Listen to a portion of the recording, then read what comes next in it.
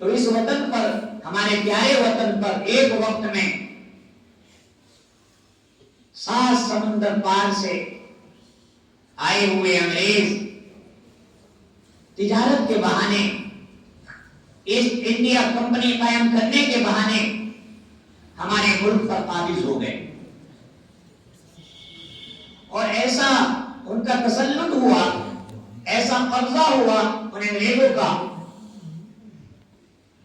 कि वो सियाह और सफेद सबके मालिक बन बैठे, जैसा चाहे वो कर रहे थे।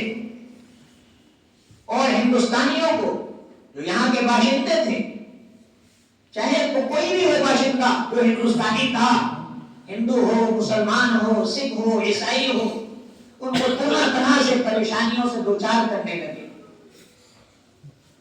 हर एक परेशान। ऐसे वक्त में हमारे